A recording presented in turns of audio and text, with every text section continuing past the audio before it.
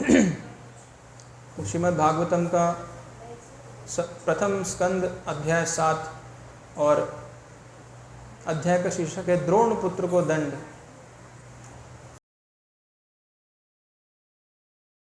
तो जो 38वां श्लोक है वो उसका अनुवाद इस प्रकार है। इसके अतिरिक्त मैंने स्वयं तुम्हें द्रौपदी से यह प्रतिज्ञा करते सुना है कि तुम उसके पुत्रों के वधकर्ता का सिर लाकर उपस्थित करोगे। तदसौ वध्यतां पाप आतताय्यात्मबन्धुहा भर्तुश्च विप्रियं वीर कृतवान् कुलपांसनः। शब्दार्थ अनुवाद तथा तात्पर्य कृष्ण कृपा मूर्ति श्री श्रीमती श्री भक्ति वेदांत स्वामी प्रभुपाद के द्वारा शब्दार्थ तत् अतः असौ ये आदमी वध्यताम मारा जाएगा, पापः पापी, आतताई हमला करने वाला, आत्मा अपने, बंधुहा पुत्रों को मारने वाला, भर्तुः स्वामी का, च भी विप्रियम संतुष्ट न करके, वीर हे योद्धा, कृतवान करने वाला, कुलपांसनः कुल की राख। अनुवाद। यह आदमी तुम्हारे ही कुल के सदस्यों का हत्यारा तथा वधकर्ता आतताई है। यही नहीं, उसने अपने स्वामी को भी असंतुष्ट किया है। वह अपने कुल की राख, कुलांगार है। तुम तत्काल इसका वध कर दो। तात्पर्य। द्रोणाचार्य के पुत्र को यहाँ पर कुलांगार कहा गया है। द्रोणाचार्य के नाम का अत्यधिक सम्मान था। यद्यपि वे शत्रु पक्ष में चले गए थे, फिर भी सारे पांडव उनका सम्मान करते थे और अर्जुन ने तो युद्ध आरंभ होने के पूर्व उन्हें नमस्कार किया था। ऐसा करने में कोई खराबी नहीं थी, लेकिन द्रोणाचार्य के पुत्र ने ऐसा कृत्य करके अपने को पतित बना लिया जिसे द्विज द्वारा कभी नहीं किया जाता। द्रोणाचार्य के पुत्र अश्वत्थामा ने द्रौपदी के 5 पुत्रों की सोते हुए में हत्या की थी, जिससे उसने अपने स्वामी दुर्योधन को भी अप्रसन्न कर दिया था, क्योंकि उसने कभी भी पांडवों के सोते हुए 5 पुत्रों की हत्या के जघन्य कृत्य की अनुमति नहीं दी थी। इसका अर्थ यह हुआ कि वह अर्जुन के ही कुटुंबियों का वधकर्ता बन गया। अतएव वह अर्जुन द्वारा दंडनीय था। शास्त्रों का कथन है कि जो बिना चेतावनी के आक्रमण करता है, पीछे से वार करके मारता है, दूसरे के घर में आग लगाता है, किसी अन्य की पत्नी का अपहरण करता है, वह वध योग्य है। कृष्ण ने अर्जुन को ये तथ्य याद दिलाए, जिससे वह उन पर ध्यान दे और तद अनुसार कार्यवाही करे। तो यहाँ अश्वत्थामा के बारे में चर्चा है, लेकिन ध्यान देने योग्य बात यह है कि अश्वत्थामा को अश्वत्थामा कहकर पूरे अध्याय में कहीं भी नहीं बुलाया गया है। उसको कहा गया है द्रोण पुत्र। ये बहुत सूक्ष्म विचार है कि हम कौन हैं, हमारी पहचान इस जगत में किस तरह से होती है। तो वैदिक साहित्य बताते हैं कि अलग अलग प्रकार से हमारी पहचान होती है। सर्वप्रथम हमारी पहचान क्या है? हम आत्मा हैं, ये हमारी पहचान है। और हमारा शाश्वत धर्म है कि हम भगवान विष्णु की सेवा करें। परंतु इस जगत में आने के बाद, विशेषकर मनुष्य योनि प्राप्त होने के बाद, हमारी पहचान हमारे गुण और कर्म के अनुसार किसी वर्ण और आश्रम से होती है। कई कुल परंपराएं हैं जिनसे हमारी पहचान होती है, और इसीलिए वैदिक सभ्यता में व्यक्ति को उसके नाम या उसकी डिग्री या उसका बैंक बैलेंस या उसके घर में कौन सी कार खड़ी है, कार में कितने टायर हैं, कितने स्पेयर टायर हैं, और टायर ट्यूबलेस है या ट्यूब वाला है, उससे उसकी पहचान नहीं होती थी। उसकी पहचान इस चीज़ से होती थी कि वो किस कुल से संबंध रखता है और क्या उस कुल की परंपरा को आगे बढ़ाता है या पतित कुल से है या कुल के पतन का कारण बनता है। वर्तमान समाज में ऐसी बात करना आपको जेल का रास्ता दिखा सकता है। अगर आप ऐसा कहते हैं कि हम व्यक्तियों को इस अनुसार परखेंगे कि वो अच्छे कुल से या नहीं, तो इसको वर्तमान समाज में भेदभाव कहा जाता है, और ये भेदभाव करने का दंड है कि आप जेल में जाएंगे या आपके ऊपर एट्रॉसिटी का केस हो जाएगा। एट्रॉसिटी का केस हो जाता है। हमारे एक भक्त हैं, उनके ऊपर एक गांव वाले ने एट्रॉसिटी का केस कर दिया था, क्योंकि वो पता नहीं कुछ बात कर रहे थे, उसको पसंद नहीं आया तो एट्रॉसिटी का केस कर दिया। तो क्या है ये सिस्टम, ये प्रणाली क्या थी, और क्यों वैदिक सभ्यता में इस प्रकार से वर्ण और आश्रम के अनुसार लोगों की पहचान की जाती थी? ये बड़ा विज्ञान है। इसको सतही तौर पर समझना, कोई समझने का प्रयास बहुत सारे तथाकथित विशेषज्ञों ने किया है, जो पाश्चात्य देश से आकर हमारे शास्त्रों को यथा मनुस्मृति, यज्ञवल्क स्मृति को पढ़ने का प्रयास किए, लेकिन जैसा श्रील प्रभुपाद बताते हैं कि शहद की बोतल को बाहर से चाटेंगे, कितना भी चाटेंगे उसका रस समझ में नहीं आएगा। तो इन लोगों को एक विपरीत मानसिकता के द्वारा ऐसा अर्थ प्रकट हुआ कि ये शास्त्र भेदभाव करते हैं, लेकिन वास्तविकता में बहुत वैज्ञानिक प्रणाली है। तो बात यह है कि व्यक्ति को उसके पिता के या उसके कुल के नाम से जाना जाता था। भगवद गीता में भी भगवान ने अर्जुन को कई नामों से संबोधित किया है, कौन्तेय, और उनके पिता के पांडव, इस प्रकार से। तो उनके पिता और माता दोनों का इतने महान कुल से थे, तो भगवान कृष्ण अर्जुन को कह रहे हैं कि आपके माता पिता दोनों इतने महान कुल से हैं और आप इस प्रकार का कार्य कर रहे हैं। अनार्जुष्टमस्वज्ञम अकीर्तिकरम अर्जुन, ये आपको शोभा नहीं देता। उसी प्रकार से यहाँ अश्वत्थामा को द्रोण पुत्र कहा गया है। और विशेषकर इस श्लोक में, ये श्लोक जो है, भगवान श्री कृष्ण यहाँ अर्जुन को जो आदेश दे रहे हैं या सुझाव दे रहे हैं, सामान्यतः क्षत्रियों को जो निर्णय लेना होता है तो वो अपने परिवार के वरिष्ठ गण जो होते हैं उनसे निर्णय लेकर, उनसे चर्चा विचार विमर्श करके निर्णय लेते हैं। सभा होती है, सभा में बैठे हैं। तो यहाँ पर यही दृश्य है कि अश्वत्थामा को अर्जुन पकड़ के ले आया है और अब उसका निर्णय करना है कि उसके साथ क्या होना है। तो भगवान श्री कृष्ण 35वें श्लोक से अपना उपदेश चालू करते हैं, और 35, 36, 37, 38 और ये 39वां जो श्लोक है, यहाँ कहते हैं तत् असौ वध्यताम पापः।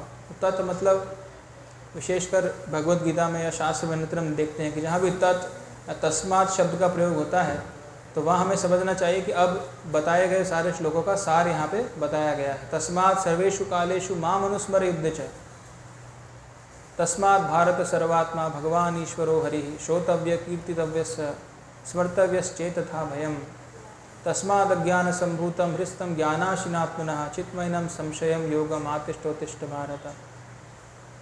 तो इस प्रकार से तस्मात् त्वमिन्द्रियाणि आदौ नियम्य भरतर्षभ पापमानं प्रजीहीनम ज्ञानम आवृत्य देहिनम। हर अध्याय में हम देखते हैं भगवान इस प्रकार से तस्मात्, ठीक है, तो ये सब बताया और ये करना है, फाइनली ये कंक्लूजन है। तो भगवान ने अलग अलग कारण बताए कि क्यों अश्वत्थामा का वध होना चाहिए। उन्होंने कहा मैनम पार्थास्ति त्रातुम ब्रह्मबंधुम इमं जहि योसावानगः सुप्तान अवधीन निशबालकान। हे अर्जुन, इस ब्रह्मबंधु को छोड़कर तुम दया मत दिखलाओ, क्योंकि इसने सोते हुए निर्दोष बालकों का वध किया है। यहाँ देखने योग्य बात है कि अश्वत्थामा को ब्रह्मबंधु कहा गया है, ब्राह्मण नहीं कहा गया।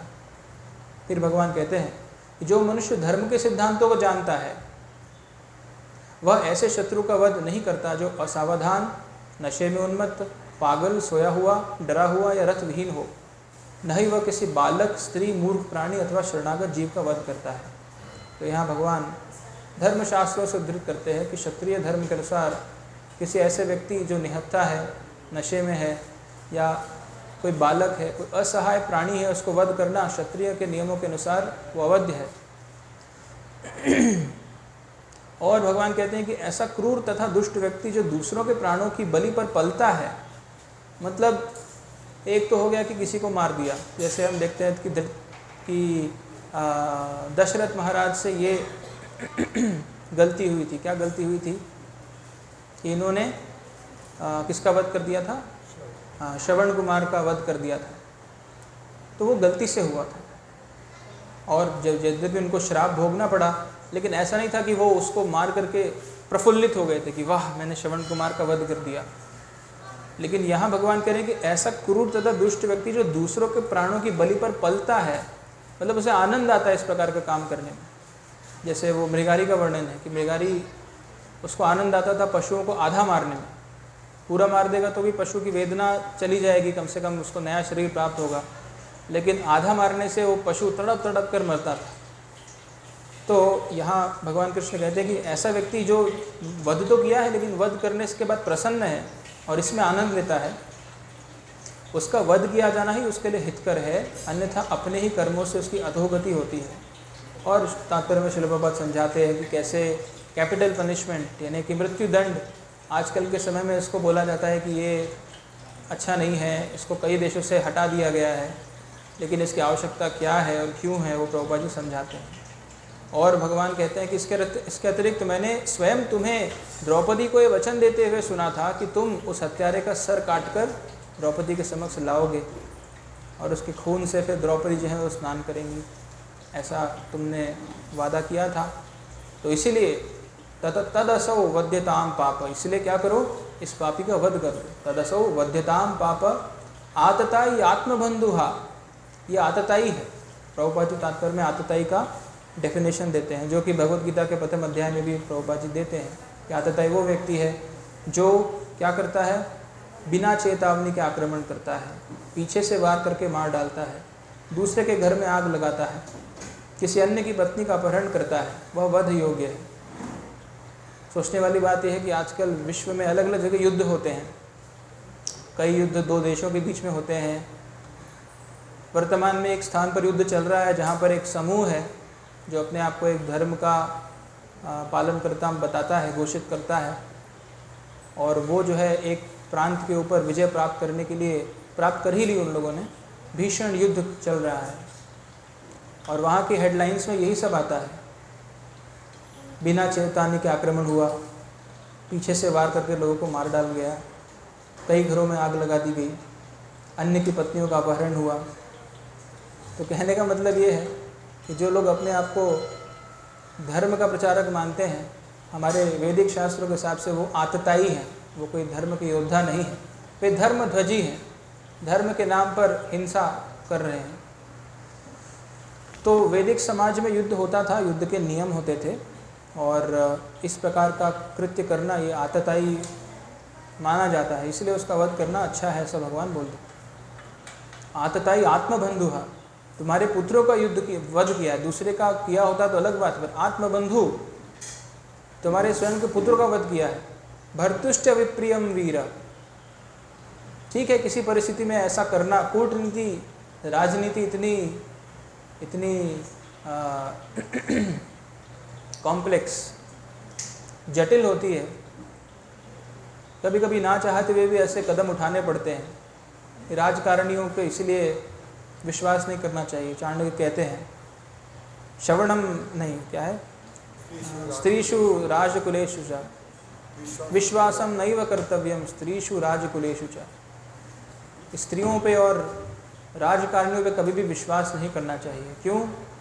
क्योंकि उनका जीवन जटिल है, मानसिकता जटिल है, जो कार्य कर रहे हैं वो जटिल है, और राजकारणी विशेष रूप से दोनों तरफ की बातें बोलते हैं। हमारे चैतन्य महाप्रभु प्रभु जो हैं वो उनकी भाषा में डबल ढोलकी बजाते हैं, यहाँ भी बात करते हैं वहाँ भी बात करते हैं, यहाँ जाते तो ये बात करते हैं, वहाँ जाते वो बात करते हैं। तो इसलिए हो सकता है कि कूटनीति के अनुसार कभी किसी का वध करना पड़े, लेकिन उसका परिणाम ये तो होना चाहिए कि जिसके आदेश के अनुसार आपने वध किया वो प्रसन्न हो। कभी कभी ऐसा होता है, मिलिट्री कमांडर ने बोला कि दबाओ बटन, जैसे जब द्वितीय विश्व युद्ध के समय पर हिरोशिमा नागासाकी के ऊपर बम गिराए गए थे, तो प्लेन जिसने उड़ाया था वो अभी तक जीवित है, पायलट, उसको पता ही नहीं था कि वो बम क्या है। वो बेचारा छोटे छोटे बम गिराता था, जैसे हम दिवाली में फोड़ते हैं ना जला के, लेकिन उस दिन उसने बताया कि हमें ये आदेश दिया था कि जिस हाइट से आप बम गिराते हो उससे 2 किलोमीटर ऊपर से गिराना है और चश्मा पहनना है। उसे तो पता ही नहीं था अंदर क्या है। तो बोले कि जब मैं विमान ऊपर लेकर गया, मैंने 2 किलोमीटर ऊपर लाया, चश्मे पहना और हमारा तो बटन दबा दिया।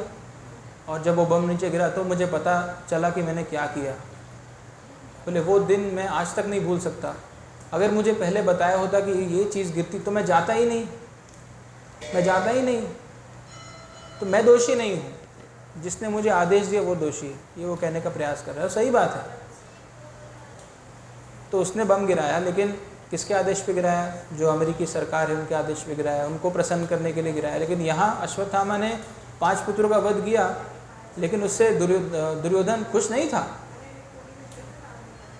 कम से कम पूछना तो चाहिए था उसको कि ये कार्य करना है मुझे, नहीं करना है, लेकिन बिना पूछे उसने काम किया। तो भगवान वो कह रहे हैं कि भर्तुश्च विप्रियम वीर। कूटनीति का स्तर से भी आप सोचें तो ये व्यक्ति मूर्ख है, क्योंकि इसका भर्तु जो है, इसका मालिक जो है, जो इसको पालन कर रहा है, उस व्यक्ति के भी इच्छा के विरुद्ध इसने कार्य किया है। इसलिए उस स्तर से भी इसको जस्टिफाई नहीं कर सकते कि ये तो राजनीति के अंदर, कूटनीति के अंदर हमने ऊपर के आदेश लेकर किया है। कई बार ऐसा होता है, हमसे गड़बड़ हो जाती है तो हम बोलते हैं हाँ प्रभु जी ने बोला था। कुछ जल गया सब्जी, हाँ प्रभु जी ने बोला था जल्दी बनाना है तो जला दिया। तो प्रभु जी ने बोला था जल्दी बनाना है, लेकिन आपको तो बुद्धि है ना कि प्रभु जी ने बोला जल्दी बनाना है, आप बोलो 5 मिनट और बनाना है, लेकिन हम ऊपर वाले पे डाल देते हैं। स्वयं जिम्मेदारी नहीं लेना चाहते किसी चीज़ का। प्रभु जी ने बोला था तो उनकी गलती है। तो इस प्रकार से अश्वत्थामा को यहाँ भी नहीं हम रूम दे सकते, उसको स्थान दे सकते हैं। कृतवान कुलपांसना, कृतवान ऐसा काम किया है, कुलपांसना सारे कुल का नाश कर दिया। द्रोणाचार्य का नाम जो है वो मिट्टी में मिला दिया। पहला प्रश्न उठता है कि द्रोणाचार्य स्वयं क्यों युद्ध में लिप्त हुए? ब्राह्मण के लिए युद्ध में लिप्त होना ये तो उसके स्वभाव के विपरीत है। ब्राह्मण के गुण बताएं, समो दम तपस् शौचम क्षांतिरार्जवमेव च ज्ञान विज्ञानम आस्तिक्यम ब्रह्म कर्म स्वभावजम। ब्राह्मण कभी किसी का वध करने के लिए उसको प्रेरणा नहीं मिलेगी कि वो तीर चलाए इस प्रकार से। हाँ, ब्राह्मण को ज्ञान सब होता है, सारे अस्त्र शस्त्रों का ज्ञान होता है, सारे मंत्रोच्चारण वो कर सकता है, और वो क्षत्रिय बालकों को ट्रेनिंग भी दे सकता है, देता ही है। द्रोणाचार्य ने दी। लेकिन युद्ध में लिप्त होकर इस प्रकार से किसी का वध करना, लेकिन उसके पीछे इतिहास है कि द्रोणाचार्य और द्रुपद मित्र थे। किसी परिस्थितिवश द्रोणाचार्य बहुत धन की कमी के कारण आर्थिक समस्या में पड़ गए। ऐसा वर्णन आता है कि अश्वत्थामा को दूध पीना था तो चूने का पानी मिला करके देना पड़ रहा था, क्योंकि दूध नहीं था। इसलिए उस अवस्था में जब द्रुपद से उन्होंने मदद मांगी, क्योंकि ब्राह्मण खाली भिक्षाटन कर सकता है, वो कोई उसके लिए श्रेष्ठ नहीं है कि किसी के अंदर में रहकर वो कुछ सैलरी प्राप्त करे। ये ब्राह्मण का स्वभाव ही नहीं है, उसको अस्वाभाविक लगेगा उसे किसी के नीचे रहकर काम करना। श्रील भक्तिसिद्धांत सरस्वती ने एक ऐसे लिखा है, ब्राह्मणा ओ वैष्णव तारतम्य सिद्धांत। बहुत विस्तार से उसमें उन्होंने चर्चा की है, ब्राह्मण का पद क्या है, वैष्णव का पद क्या है। कभी कभी ये चर्चा हमारे बीच में भी उठ जाती है। हम ऐसे समाज में प्रचार कर रहे हैं जहाँ ट्रेडिशनल ब्राह्मण्स हैं, तो बहुत अच्छा उन्होंने एक्सप्लेन किया है। कई शास्त्रीय श्लोक दिए हैं, और वहाँ एक श्लोक ऐसा दिया है कि एक ब्राह्मण यदि किसी के अंडर में नौकरी स्वीकार करता है तो उसकी तुलना कुत्ते से नहीं करनी चाहिए, क्योंकि कुत्ता उससे श्रेष्ठ है। क्योंकि कुत्ता कहीं भी घूम के खाना मिल जाता है, लेकिन ब्राह्मण जो अपने स्वभाव के विपरीत जाके किसी के अंडर में नौकरी कर रहा है, वो ऐसा कहा गया है। अन्यत्र उनका गुणगान भी हुआ है ब्राह्मणों का, ऐसा कहा गया है शास्त्र में। भक्तिसिद्धांत सरस्वती सब कोट करते हैं, बहुत अच्छा वो ऐसे है, सबको पढ़ना चाहिए, वो बहुत अच्छा है। लंबा है, बहुत लंबा है, 3 खंड में उन्होंने लिखा है। पहला खंड भौतिकवादियों के लिए, दूसरा खंड हरि भक्तों के लिए, और तीसरा खंड में सारा अपेंडिक्स रेफरेंसेस। उसके बाद जब उन्होंने ऐसे इन प्रवचन दिया था उन्होंने ब्राह्मणों के समक्ष, सभी ब्राह्मणों ने उनका चरण धो के पानी ग्रहण किया था ये उनका वक्तव्य सुनने के बाद। तो अन्यत्र ये लिखा है कि एक ब्राह्मण जो षट्कर्म निपुणो विपुणो मंत्र तंत्र विशारद, षट्कर्म में निपुण है, पठन पाठन यजन याजन दान प्रतिग्रह, उसके सारे संस्कार भी हुए हैं, सारे संस्कार हुए हैं, लेकिन किसी कारणवश वो पतित हो जाता है, तो भी उसकी अवस्था एक ऐसे शूद्र या वैश्य या क्षत्रिय से बहुत उच्च है जो धर्म का पालन करता है। और उदाहरण क्या दिया है शास्त्र में कि मान लीजिए आपके पास एक ऐसी गाय है जो दूध तो देती है लेकिन बहुत लात मारती है, बहुत परेशान करती है आपको, दूध निकालने समस्या देती है, लात मारती है, बार बार इधर उधर भागती है, बहुत मेहनत लगता है दूध निकालने के लिए। लेकिन आपके पास एक सदाचारी गधी है, गधी, गधी मतलब गधा और गधी, सदाचारी है, बहुत बहुत शांत है, पर है गधी। तो बोले कौन मूर्ख होगा जो एक सदाचारी गधी को रखेगा और वो गाय को जाने देगा सोच के कि एक गाय परेशान करती है। उसी प्रकार से अगर ब्राह्मण थोड़ा समस्या भी देता है, इधर उधर व्यवहार है, तो भी उसका आदर करना चाहिए। सदाचारी गधी का कोई आदर नहीं करेगा, वो घर में लाके बांधेगा नहीं उसे। तो ऐसे अलग अलग स्टेटमेंट है। तो ब्राह्मणों का आदर होता है, ब्राह्मण का स्वभाव इस प्रकार से नहीं है। लेकिन ऐसी परिस्थिति में द्रोणाचार्य ने निर्णय लिया कि नहीं, मुझे अपने परिवार के लिए कुछ करना है। और शास्त्र में ये भी बताया गया है कि आपातकालीन परिस्थिति जब होती है तब ब्राह्मण जो है वो कुछ नहीं तो अलग अलग स्तर बताएं। पहला तो भिक्षाटन करे, भिक्षाटन नहीं कर सकता तो जो खेती होती है, खेती होने के बाद धान जो बच जाता है उसको उठा ले वहाँ से, वो भी नहीं अगर संभव है उसके लिए तो खुद खेती करे। और कहीं यह भी लिखा है कि क्षत्रियों के कार्य भी कर सकता है ब्राह्मण आपातकालीन जब कुछ नहीं है। तो ऐसी परिस्थिति उनके साथ थी। और दूसरे ब्राह्मण जो युद्ध कर रहे थे, युद्ध में वो थे कृपाचार्य, उनकी भी परिस्थिति इसी प्रकार से थी, अनाथ हो गए। बाद में हस्तिनापुर के राजा ने गोद उठा लिया। ब्राह्मण परिवार से जन्मे थे लेकिन क्षत्रियों के साथ रहे, तो वही युद्ध कौशल में निपुण थे, बाण चलाने में बहुत निपुण थे, तो उन्होंने भी भाग लिया। और इन दोनों की इच्छा नहीं थी, लेकिन दुर्योधन ने इनको अपना कर्तव्य बोध याद कराया कि मैं तुम्हारा मालिक हूँ, मेरे लिए तुम्हें करना पड़ेगा। तो इसीलिए दुर्योधन, इसलिए द्रोणाचार्य और कृपाचार्य थे यहाँ युद्ध में। प्रभुपाद जी कहते हैं कि युद्ध में होते हुए भी पांडव जो है उनको सम्मान देते थे, वे उनको आदर करते थे। लेकिन अश्वत्थामा जो था, इसको बचपन से अर्जुन से बहुत द्वेष था। क्यों? क्योंकि वो द्रोण का पुत्र था और अर्जुन जो थे वो द्रोण के सबसे प्रिय शिष्य थे। ऐसा कहते हैं कि वो जो एक महाभारत में आता है ना कि द्रोणाचार्य को अपने पुत्र के प्रति आसक्ति थी, तो वो क्या करते थे, सब पांडवों को कुछ लेने के लिए भेज देते थे, ये लेके जाओ वो लेके जाओ, जो टाइम बचता था उसमें अश्वत्थामा को मैं एक्स्ट्रा मंत्र सिखा दूंगा। तो अर्जुन क्या करता था, फटाफट काम करके वापस आ रहता था कि वो भी सीख सके। वो मंत्र सीखा, ये जो ब्रह्मास्त्र चलाना है वो अर्जुन ने सीखा। अर्जुन को ये भी सीखा है कैसे वापस खींचना है, अश्वत्थामा नहीं सीख पाया कि वापस को कैसे खींचना है। अन्यत्र ये भी लिखा है कि अश्वत्थामा अगले कल्प में व्यासदेव बनेंगे, तो हमें सावधान भी रहना पड़ेगा। दोनों पक्ष हैं कि अपराध ना हो जाए। तो ये सब भगवान की योजना के अनुसार अलग अलग कार्य करते हैं। लेकिन यहाँ जो हमें संदेश मिल रहा है वो ये है कि एक सम्मानित व्यक्ति के लिए जघन्य कृत्य करना बहुत कष्ट का कारण बनता है। जिस व्यक्ति से कुछ अपेक्षा की जाती है, जैसे एक अंग्रेजी में कथन है, विथ पावर कम्स रिस्पॉन्सिबिलिटी, मतलब शक्ति के साथ साथ जिम्मेदारी अपने आप आ जाती है। ये आध्यात्मिक जीवन में नहीं, आप किसी भी चीज़ में इसको लें, ये वैलिड है। प्रभुपाद जी ने बताया था, we have to fly our own plane. हर व्यक्ति को अपना अपना विमान उड़ाना है। बहुत अच्छा उदाहरण लगता है मुझे, विमान उड़ाना है। विमान उड़ाना कोई आसान काम नहीं, बहुत बड़ी जिम्मेदारी है और बहुत सारे नियम पालन करने पड़ते हैं वो पायलट को। वो इतने समय ही खाएगा, इतना ही खाएगा, ऐसा नहीं है कि वो फ्लाइट चलाने से पहले बढ़िया हलवा और गुलाब जामुन खा के बैठेगा वहाँ पे और नींद आएगी उसको, ऐसे उसको नहीं चलेगा। तो उसके लिए आहार निश्चित है, उसका विहार निश्चित है, सब चीज़ सब कुछ उसका निश्चित है किस प्रकार से विमान उड़ाना है, क्योंकि उसके पीछे इतने बड़े विमान, इतनी बड़ी जिम्मेदारी है। हाँ, शक्ति है उसके पास, वो चाहे तो दिल्ली वाले विमान को काबुल ले जा सकता है, लेकिन उसके साथ जिम्मेदारी भी है, इतने सारे लोग पीछे। ऐसा हुआ भी था, भारत की एक फ़्लाइट को दिल्ली से काबुल ले गए, तो पायलट का पूरा इंटरव्यू है, बोल रहा है कि हमेशा मेरे दिमाग में एक ही विचार था कि मेरे ऊपर इतनी बड़ी जिम्मेदारी है, कुछ हुआ तो मैं क्या मुंह दिखाऊंगा, क्या जवाब। उसको अपने प्राणों की इच्छा की इतनी परवाह नहीं थी। यदि मुझे गोली मार के उड़ा दिया तो कोई समस्या नहीं, लेकिन मेरे पे इतनी बड़ी जिम्मेदारी है तो मैं क्या जवाब दूंगा अन्य अगर कुछ खराब करते हुआ तो ये कर्तव्य बोध इसे कहते हैं, जो किसी भी सेन सोसाइटी, प्रभुपाद जी कहते हैं कि एक व्यवस्थित समाज में लोगों को कर्तव्य बोध होता है। तो उसी प्रकार से एक ब्राह्मण से कभी भी एक्सपेक्टेड नहीं है कि वो इस प्रकार से किसी का खासकर निहत्थे बच्चों का वध करे। और जब ऐसा होता है तो बहुत ही विपरीत परिस्थिति उत्पन्न हो जाती है। क्या करें? एक तरफ वो ब्राह्मण है, अभी आगे द्रौपदी कहेंगी, ये तो हमारे गुरु समान है। क्यों?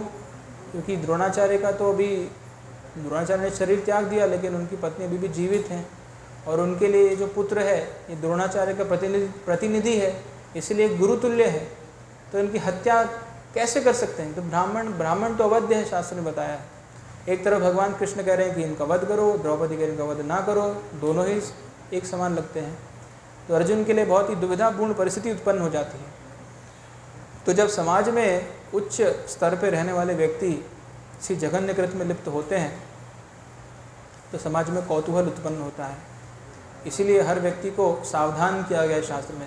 साधु सावधान, विशेषकर जो आध्यात्मिक वस्तुओं में लगे उनको तो डबल सावधानी दी है कि कहीं ऐसा ना हो जाए कि कुछ ऐसा कृत्य हो जाए जिससे पूरे कुल का नाम जो है राख में मिल जाए। यहाँ पर प्रभुपाद जी कहते हैं कुल की राख बन जाए। तो इसलिए वैदिक सभ्यता में सभी लोगों को अपने कर्तव्य बोध का बचपन से उनको बताया जाता था कि आपका कर्तव्य ये है, इस प्रकार से कार्य करना है, नहीं करना है। इसलिए स्वाभाविक रूप से किसी व्यक्ति को अपने वर्ण और आश्रम के कर्तव्यों के विपरीत जाने का प्रश्न ही नहीं उठता था। स्वभावतः वो अपना काम करता था। लेकिन वर्तमान समाज में सब मिक्स हो गया है, किसका क्या गुण कर्म है कोई हम नहीं जानते। लोगों को 20-25 साल तक तो समझ में नहीं आता कि मेरा जीवन किस दिशा में जा रहा है। 26-27 तक वो पहुंचता है, तब उसको समझ में आता है अच्छा अब तो संघर्ष शुरू हुआ है। अभी तक तो हम खाली नेट प्रैक्टिस कर रहे थे, अब हम मैदान में आए हैं। और कुछ साल धन अर्जन करने के बाद 50-60 साल तक व्यक्ति सोचता है कि ये सब किया, इसका क्या अर्थ है, और उसका मानसिक शक्ति पूरा चला जाता है। तो वृद्धावस्था में वो छोटे बालक के समान बन जाता है। बिल्कुल घर में हम देखते हैं, अधिकतर घरों में आप जाएंगे तो आजकल जो वयोवृद्ध हैं, पहले जो वयोवृद्ध होते थे वो कमांडिंग होते थे उस समय पर भी, लेकिन आजकल विशेषकर अभी जो 50-60 साल से ये जॉब करके पैसा कमाकर घर बैठने की जो आदत लग गई है तो बच्चे जैसी अवस्था हो जाती है। क्योंकि जीवन भर इतना मेहनत किया लेकिन जीवन कहाँ गया कुछ पता ही नहीं, कर्तव्य बोध पता नहीं। लेकिन वैदिक सभ्यता में कर्तव्य बोध का बहुत महत्व है। इसलिए यहाँ पर बार बार अश्वत्थामा को द्रोण का पुत्र होकर भी ऐसा काम किया, ये तो बिल्कुल सही नहीं है। और इसलिए भगवान श्री कृष्ण कह रहे हैं कि इसका वध कर दो तुरंत, 2 बार सोचने की भी आवश्यकता नहीं है। और प्रभुपाद जी कहते हैं कि द्रोणाचार्य और अश्वत्थामा दोनों जो कौरव के पक्ष से लड़ रहे थे, दोनों कौरव के पक्ष से लड़ रहे थे, लेकिन पांडव द्रोणाचार्य की आदर कर रहे थे। द्रोणाचार्य को युद्ध करने से पहले अर्जुन ने चरण पे एक बाण उनको समर्पित किया कि अब मैं आपको वध करने जा रहा हूँ, आशीर्वाद दीजिए गुरुदेव, आपका गला काटना है। हाँ ठीक है, तथास्तु, काटो, मेरी शक्ति से काटो, ऐसा है मेरा ही गला। तो इस प्रकार से आदर करते थे। लेकिन यहाँ अश्वत्थामा ने क्या किया, एक जघन्य कृत्य किया, अपने कर्तव्य से विपरीत कार्य किया। तो इसीलिए हमको सभी को सावधान होना चाहिए कि इस प्रकार से हमारा कर्तव्य क्या है, हमारे वर्ण आश्रम के अनुसार हमारे क्या नियम हैं, उस सबको पालन करना चाहिए। आजकल लोग बोलते हैं कि ये सब नियम क्या पालन करना, क्या ये सब शास्त्र इत्यादि पढ़ना है और ये स्त्रियों को सब रहना चाहिए, ये क्या है, ये सब बकवास। सबको उन्मुक्त रूप से रहने का स्वतंत्रता होनी चाहिए, जैसे हम चाहें वैसे हमको जीने का हमें मौका मिलना चाहिए। अच्छा, ऐसा किसी समाज में नहीं होता। ऐसा किसी समाज में नहीं होता कि जो व्यक्ति जैसे जीना चाहता है वैसे जी सकता है, ऐसा नहीं। प्लेन का पायलट बोले कि नहीं आज तो मैं मदिरा पी करके प्लेन चलाऊंगा, मेरी इच्छा है, उन्मुक्त रूप से। क्या संभव है? संभव है, लेकिन वो अपने मन में चला सकता है। जेल के अंदर, जेल में डाल देंगे उसको कि ये ऐसा ऐसा सोच रहा था, सोचने पर भी उसको जेल में डाल देंगे। क्यों? क्योंकि एक प्रणाली है, चीज़ें एक प्रक्रिया से कार्य करती हैं। उसी प्रकार से वैदिक प्रणाली में सब व्यक्तियों का जो उनका जो मानसिक और शारीरिक उनका गठन है, उसके अनुसार अलग अलग नियम हैं। तो जो व्यक्ति धीर है वो इसको समझ करके इसका पालन करते हैं। लेकिन कभी कभी गुणों के प्रभाव में आकर इस प्रकार के कृत्य होते हैं, तो ये हमारे लिए चेतावनी जैसा है कि ज़रूरी नहीं है कि ब्राह्मण कुल में जन्मा व्यक्ति वो ब्राह्मण जैसा ही होगा। अगर वो अपने गुण कर्म के अनुसार अपने धर्म का पालन नहीं करता तो वो पतित हो सकता है। अश्वत्थामा इसका जीता जागता उदाहरण है।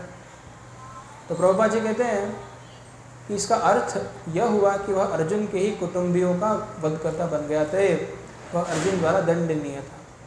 तो भविष्य में हम देखेंगे आगे आने वाले श्लोकों में, इसके बाद सुध गोस्वामी बोलते हैं कि इस प्रकार से कहे जाने के बाद अर्जुन की परीक्षा हो गई कि क्या धर्म का पालन करना है।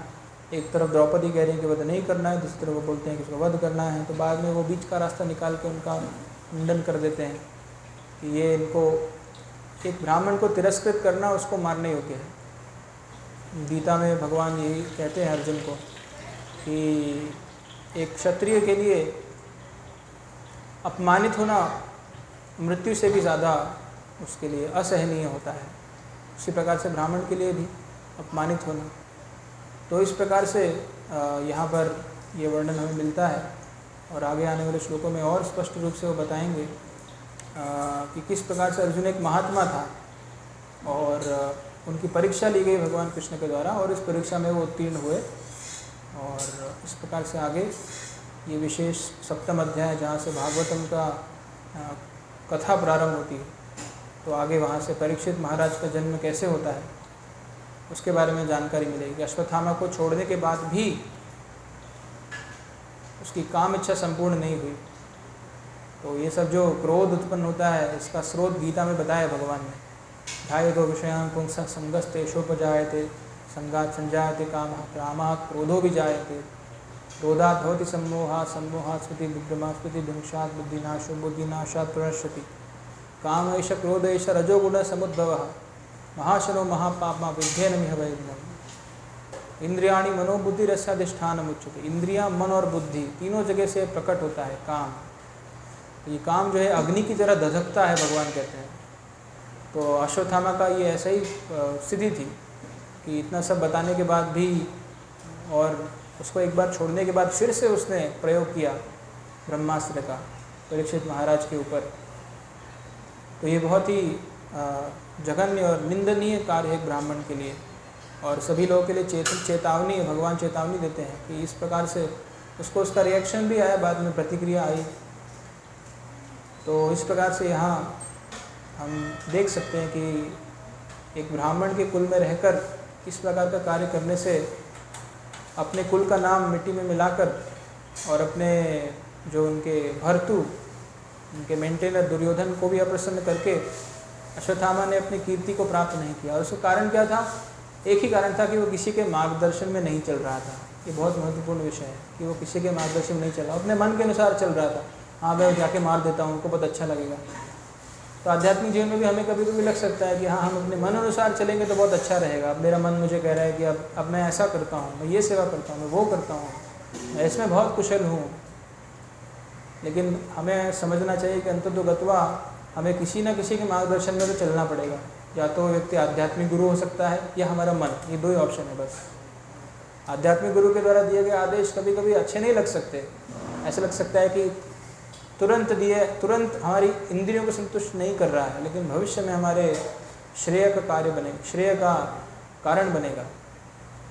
लेकिन हमारा मन हमें हमेशा ऐसे आदेश देता है जो तुरंत हमें बहुत अच्छे लगते हैं, लेकिन भविष्य में वो इस प्रकार से हमें ले जाते हैं। तो इसलिए हमें हमेशा मार्गदर्शन में रहना चाहिए। ये नहीं सोचना चाहिए कि हम बहुत उस्ताद बन गए हैं। प्रभुपाद जी के कल हम प्रवचन सुन रहे थे हिंदी में।